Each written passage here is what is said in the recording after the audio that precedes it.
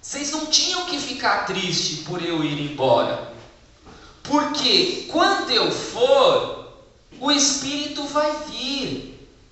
Vocês têm que ficar alegres com a minha partida, porque se eu não for, o Espírito não poderá ser derramado dessa maneira. E olha, eu vou dizer uma coisa para vocês, tudo já em consonância à presença do Espírito Santo. Vocês farão obras maiores do que aquelas que eu fiz. Porque o Espírito vai vir.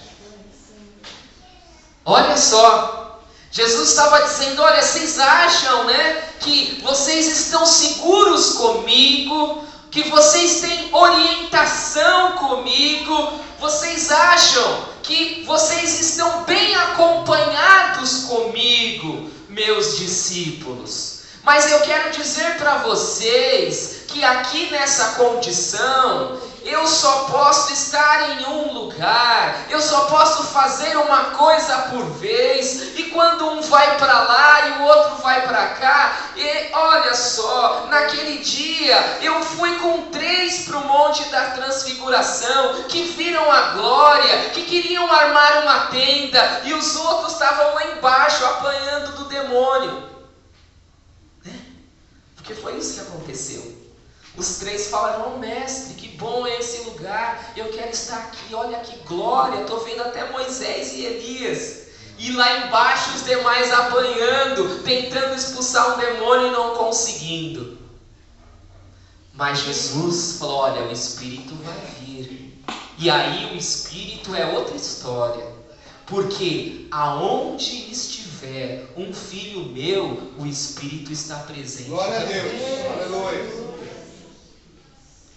E o Espírito de Deus está aqui, irmãos, neste lugar, porque você está aqui. Não é porque esse prédio está aqui, é porque você que recebeu Jesus está aqui. O Espírito de Deus está ali no Conquista, está no Vitória, está em São Mateus, está em Guaianazes, está em Guarulhos, está em Mogi, está em Campinas, está em São Bernardo, está no Rio, está na Bahia, está em Salvador, está em Nova York, em Paris, em Frankfurt.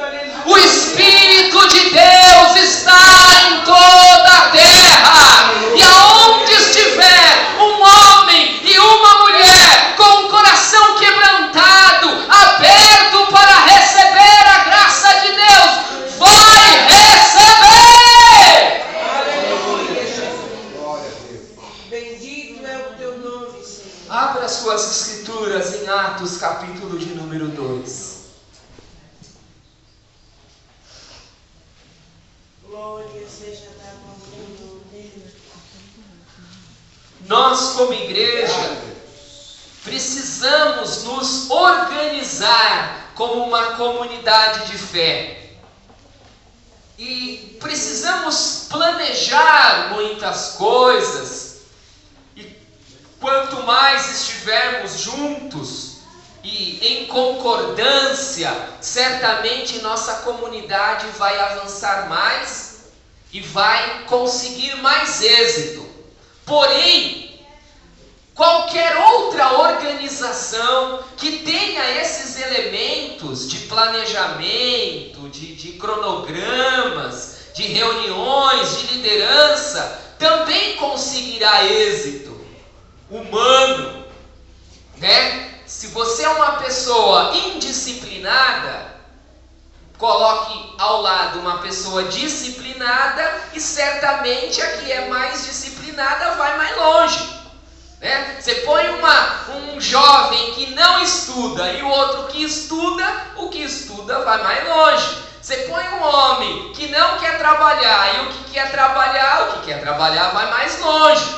Então são realidades humanas e naturais. Se você não se preparar, não se organizar, não empreender alguma coisa, você não sai do lugar. Você fica aí contando passo aí. Agora, se você corre atrás dos seus projetos, dos seus sonhos, você vai para o sacrifício, dá a cara a tapa, levanta de madrugada, corre, você vai chegar em algum lugar. Isso é natural, é a lei da natureza, é a lei das coisas naturais, é a lei da semeadura e da colheita. Né? O que planta pouco, colhe pouco. Não tem como fugir desse universo da lei da natureza. Então, às vezes a pessoa fica lá olhando para cima e fala que nada acontece na vida dela, que a vida dela não vai para frente, mas ela não empreende, ela não se prepara, ela não se disciplina. Esses são elementos naturais que precisa haver na nossa vida, na nossa família e na igreja também. A igreja também precisa de ter uma parte de administração forte para organizar as coisas, né? Para que as coisas aconteçam. Agora, a igreja não é apenas uma organização humana, não é apenas uma organização natural que empreende seus esforços de acordo com a capacidade natural de cada um. Não, a igreja é um organismo espiritual. E a pessoa mais interessada na igreja é o próprio Deus, que é o seu Criador, que é o seu condutor. A igreja é a igreja de Deus. O cabeça da igreja é Jesus. Ele, derramou sangue para a igreja existir. E faz de tudo para essa igreja prosperar. Agora nós vamos ver aqui em Atos 2, que em sua sabedoria, graça e poder, Deus coloca um elemento dentro da igreja que faz toda a diferença do funcionamento dela. Toda a diferença para que a igreja alcance os objetivos dela de salvar almas. É o objetivo da igreja. Precisa desse elemento. O objetivo dela de ser instrumento de cura no meio da sociedade. Precisa desse elemento. Para ela ser um organismo que produz transformação aonde ela é inserida. Se ela é luz e ela é instalada num lugar que está em trevas, aquele lugar tem que ser transformado. Não é possível a igreja entrar num lugar e não haver transformação naquele lugar, porque chegou a luz. É aquilo que Jesus diz: o reino de Deus está entre vós. Chegou o poder do reino naquele lugar. Então o diabo tem que partir em retirada, as forças das trevas têm que sair, porque o reino de Deus chegou na autoridade do nome de Jesus. Então o reino de Deus chega para vidas individuais e chega para a coletividade, para a comunidade, para o bairro. Aqui em Atos 2, cumpriu-se o dia de Pentecostes. Eu vou ler aqui esses versículos iniciais do 1 ao 4. Atos 2 diz assim: ao cumprir-se o dia de Pentecoste, estavam todos reunidos no mesmo lugar. De repente veio do céu um som, como de um vento impetuoso, e encheu toda a casa onde estavam assentados. E apareceram distribuídas entre eles línguas como de fogo, e pousou uma sobre cada um deles. Todos ficaram cheios do Espírito Santo e passaram a falar em outras línguas, segundo o Espírito lhes concedia que falasse. Eu quero então dizer de 3 realidades da igreja para que ela avance, e a qual eu e você precisamos estar inseridos. A primeira realidade é essa: era um punhado de discípulos cujo seu mestre tinha sido morto, crucificado, que estavam meio temerosos por ali. Alguns disseram que tinham visto ele em algum lugar, mas outros nem acreditaram tanto. Mas a liderança dessa comunidade falou: olha, o nosso mestre falou que, eu sei que nós estamos aqui e no meio, de uma comunidade judaica, mas o nosso mestre nos ensinou outros princípios. Eu sei que nós estamos aqui debaixo do tacão do Império Romano, mas o nosso mestre nos ensinou princípios do amor. E ele disse para nós nos reunirmos e buscarmos a sua presença. Aleluia. E esperarmos que ele ia fazer algo sobrenatural nas nossas vidas, de tal maneira que mesmo nós sendo uma comunidade de poucas pessoas e iletradas, nós iríamos abalar as estruturas do mundo. E aqueles poucos discípulos, cerca de 500 mais ou menos, acreditaram nisso, nessa palavra. E quando se cumpriu o dia de Pentecostes, aconteceu um fenômeno sobrenatural.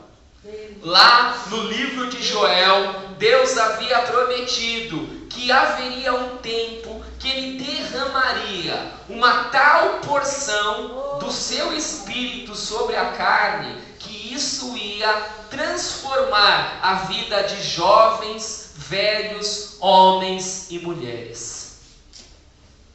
Eu quero falar um pouco dessa realidade a qual nós cantamos naquela música. Você tem valor. O Espírito Santo se move em você. Irmão, irmã, preste atenção numa coisa. Na sabedoria de Deus, ele entendeu uma coisa. Quando alguém decidisse seguir a Jesus, esta pessoa estaria cercada por problemas e dificuldades, cujo a pessoa não conseguiria vencer.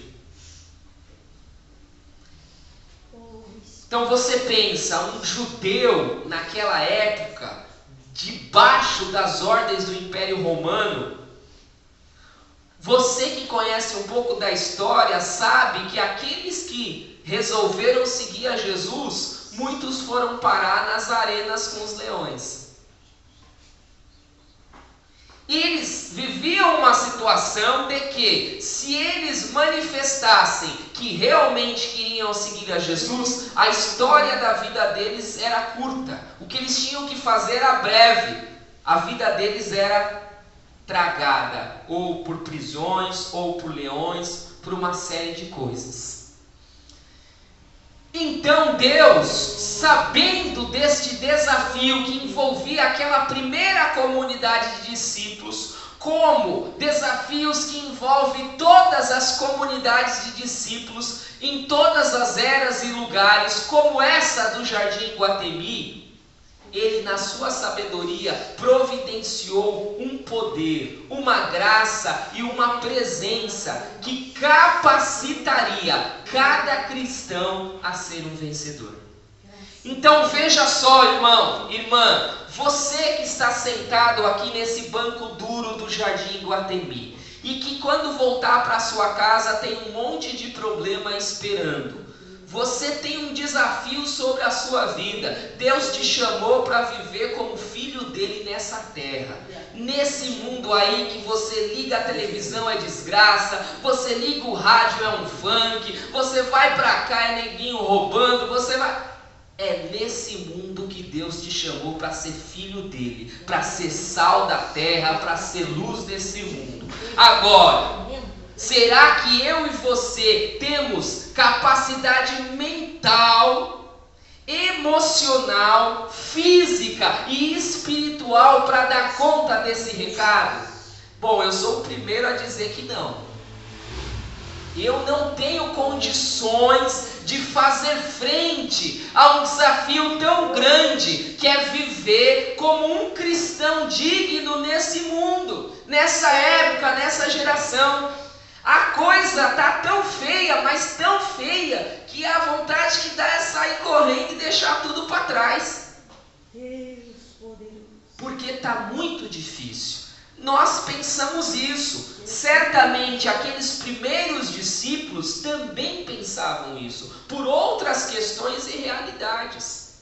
Agora, o que Deus estava vendo? Ele estava vendo o seguinte: Ele ia capacitar cada um dos seus filhos com a presença do Espírito Santo.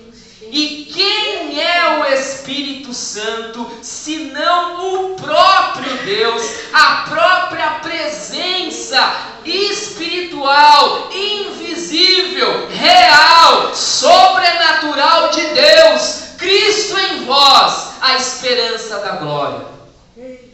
Preste atenção numa coisa, meu irmão, minha irmã, não foi à toa que Jesus disse para os discípulos: olha, é melhor eu ir embora. Vocês acham que é bom eu estar aqui com vocês, fazendo milagres, curas e sinais? Melhor é o Espírito de Deus estar com vocês e vocês serem os instrumentos de fazer milagres, curas e sinais. Glória a Deus, glória a Deus. Irmão, irmã, é bom estar aqui com você, é maravilhoso. É bom cantar, louvar, é lindo, irmão. Irmão, mas isso não é tudo. Isso é só realidade humana. Deus tem para mim e para você a realidade sobrenatural da presença do Espírito Santo de Deus para caminhar com você de noite e de dia, para te ensinar, para te fortalecer, para te renovar, para te dar sabedoria. Glória a Deus, Pai. Agora, a semelhança daqueles discípulos, eu e você precisamos nos posicionar e buscar. Quando você levanta a sua mão e entrega a sua vida a Jesus, preste atenção, o Senhor Jesus cumpre uma promessa, várias. Ele perdoa os seus pecados, te salva e envia a presença do Espírito Santo na sua vida. Então você que se arrependeu dos seus pecados e entregou a sua vida nas mãos de Jesus, ei, o Espírito Santo está aí. Você é templo, você é morada do Espírito Santo. Agora, nós precisamos entender que esse Espírito que está aí, ele fica, vamos dizer assim, não tímido, mas ele fica quieto. Porque ele é um ser que se relaciona. Então, você é casado, ou tem um amigo, ou tem um irmão, uma pessoa a qual você conversa com ela. Se ela começa a falar com você, ela fala 1, 2, 3 vezes e você não responde, ela para de falar. O que eu estou querendo dizer? Deus fez um milagre sobrenatural. A presença do Espírito Santo na nossa vida. Agora, eu preciso desenvolver um relacionamento com esse Espírito. Eu preciso falar com Ele. Eu preciso conversar com Ele. Eu preciso ouvir a voz dEle. E na medida que eu e você começamos a nos relacionar, a falar, a ouvir, nós começamos a perceber a realidade dessa presença. E aí, aquela suave voz começa a ficar mais forte na nossa alma. Mas para isso, nós precisamos desenvolver um relacionamento com o Espírito Santo de Deus. E como você faz isso? Você precisa ter ao seu lado a palavra de Deus e o coração aberto. Você está entendendo? Às vezes eu e você estamos vivendo como mendigos espirituais, quando Deus colocou diante de nós o seu tesouro, abriu o baú e falou: toma, pode pegar. Você está se sentindo fraco, mas Deus colocou o baú da fortaleza diante de você, e na medida que você começa a se relacionar com essa presença que é o Espírito Santo, Ele começa a te ensinar, olha, toma isso daqui que vai te fortalecer. Deus tremendo, Deus maravilhoso. Então Atos 2 fala de uma realidade espiritual que entrou na igreja, naquela comunidade de discípulos tímidos e iletrados, e transformou aquela comunidade naqueles que abalaram o mundo daquela época. De tímidos, eles passaram a ser corajosos testemunhas de Jesus. Irmão, irmã, eu e você precisamos tomar uma decisão de buscar essa presença, este relacionamento com o Espírito Santo de Deus, a ponto de sentirmos esse impacto que essa comunidade sentiu. Eles chegaram a perceber um vento impetuoso, um som. Era uma busca por essa realidade espiritual. Se nós nos organizarmos e empreendermos, com certeza vamos chegar muito longe. Até onde o nosso braço alcançar, nós vamos ir. Agora, se nós buscarmos a presença do Espírito de Deus, poderemos chegar até onde Deus pode chegar. Você está entendendo? É importante e bom a administração, a organização humana, mas isso pode levar até onde o braço humano alcança. Quando você começa a buscar a presença e o relacionamento com o Espírito Santo de Deus, você ultrapassa a realidade natural, você entra na realidade espiritual. Irmão, irmã, eu estou falando de colher aquilo que não se plantou. Eu estou falando de ver multiplicado 100 vezes mais aquilo que você plantou. Eu estou falando de realidades espirituais. Poderoso é o teu nome, Jesus. Glórias ao teu nome, Jesus.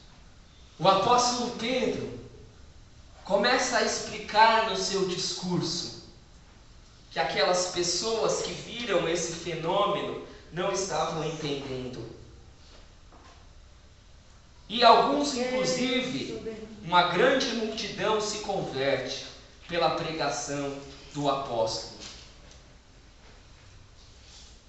E aquelas pessoas que entenderam que Jesus era o Cristo, né?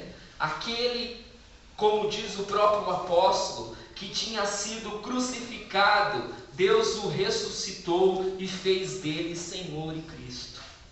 As pessoas que entenderam esta palavra, as quais perguntaram para Pedro: e o que nós então devemos fazer agora? E Pedro então respondeu que eles deveriam, já estou no versículo 38, que eles deveriam se arrepender e cada um fosse batizado em nome de Jesus para o perdão dos pecados, e recebereis o dom do Espírito Santo. Olha aquilo que eu falei, que a pessoa que entregou-se a Jesus receberia o Espírito Santo. Só estou confirmando a palavra. Glória a Deus, glória a Jesus. E aí, o que esta palavra vai nos dizer? Que esta comunidade de pessoas que entenderam a mensagem de Deus tinha uma outra realidade. Além desta realidade sobrenatural da presença do Espírito Santo, a partir do versículo 42, o texto diz assim, que aquela comunidade perseverava na doutrina dos apóstolos, na comunhão, no partir do pão e nas orações. Em cada alma havia temor, e muitos prodígios e sinais eram feitos por intermédio dos apóstolos. Todos os que creram estavam juntos e tinham tudo em comum. Vendiam, olha só o que eles chegavam a fazer, vendiam as suas propriedades e bens, distribuindo o produto entre todos, à medida que alguém tinha necessidade. Diariamente perseveravam no templo, partiam pão de casa em casa, tomavam suas refeições com alegria e singeleza de coração, louvando a Deus e contando com a simpatia de todo o povo. Enquanto isso, acrescentava-lhes o Senhor, dia a dia, os que iam sendo salvos. Queridos, você percebe que o capítulo 2, ele começa falando a respeito deste dunamis, deste poder, desta realidade sobrenatural do Espírito Santo na vida de cada cristão, e ele termina dizendo que esta comunidade persevera o quê? Na doutrina dos apóstolos, no partir do pão, na comunhão, ou seja, em elementos comunitários. Às vezes, nós focalizamos essas coisas como se elas fossem separadas ou suficientes em si mesmo. Aqui nesse final, ele volta para qual questão? Que esta comunidade precisa estar junto, estudando a palavra, precisa estar junto, sentando à mesa, orando, conversando. Essa comunidade vai ser instrumento de sinais e de prodígios, vai ser instrumento para socorrer aquele que tem necessidade, mas que precisa perseverar em estar presente na igreja, estar com os irmãos, louvando a Deus e contando com toda a simpatia do povo. Queridos, nós também, como uma comunidade de discípulos, precisamos ter clareza dessas duas realidades. Você tem desafios individuais na sua vida, na sua casa, na sua família. E em todos eles você precisa dar um testemunho que você é um servo de Deus, que você é uma serva de Deus. Mas eu quero te dizer em nome de Jesus, sem a ajuda do Espírito Santo você não vai conseguir. Porque as pressões são muitas, os problemas são grandes. Então, Deus providenciou para você uma graça para você ser vencedor, e é a presença do Espírito Santo. Paralelamente a isso, nós precisamos perseverar no estudo da palavra, na comunhão com os irmãos. Não adianta somente buscarmos essa presença do Espírito Santo e não buscarmos a palavra, porque nós vamos cair em graves erros, em ingenuidades, em coisas que realmente quem lê a palavra entende. Irmão, irmãs, Nós, aqui do Jardim Guatemi, somos desafiados por Deus para viver como vencedores no meio dessa geração. Não é em outra, nem aquela lá que eles morreram lá na Cova dos Leões, nem outra que eu nem sei se vai ter mais pra frente, aí depois de 2000 e não sei quanto. Nessa geração. Não é quando você vencer esse problema que você está enfrentando agora, que Deus quer que você seja cristão. É agora, no meio desse problema. Só que para isso, Ele quer te ajudar. Ele quer te capacitar. Ele quer disponibilizar 2 recursos fundamentais aqui: a presença do Espírito Santo e a palavra de Deus. Se você buscar a presença do Espírito Santo e a palavra de Deus na comunhão da igreja, irmão, nós vamos vencer em nome de Jesus. Se coloque de pé em nome de Jesus.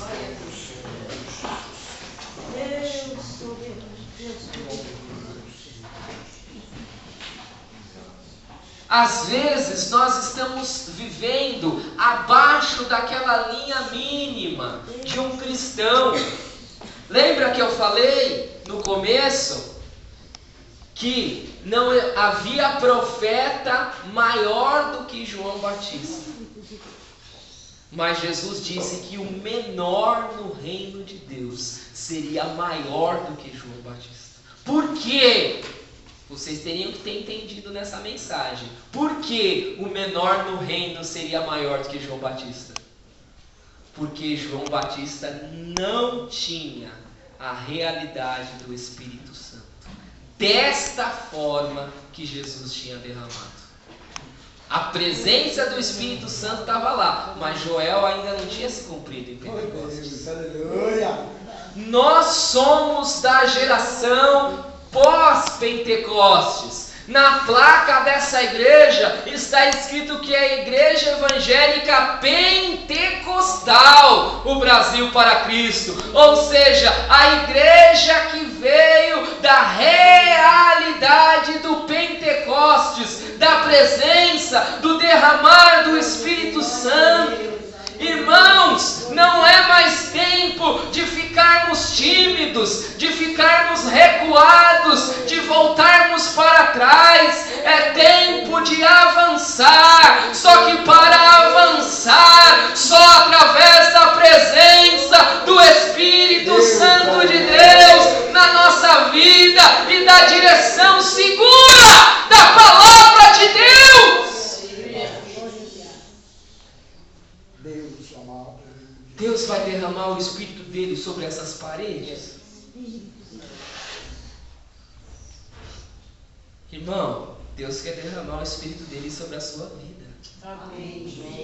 Uma realidade mais forte da presença dele. Ele está aí. Se você entregou sua vida a Jesus, ele está aí. Então a primeira coisa que eu e você precisamos ter certeza: a nossa vida está nas mãos de Jesus. Eu pedi perdão dos meus pecados e falei: Senhor, agora Tu és o dono da minha vida. Perdoa os meus pecados e dirige os meus passos. Nós vamos fazer brevemente essa oração. Vai tomando posição diante de Deus. Feche os seus olhos e se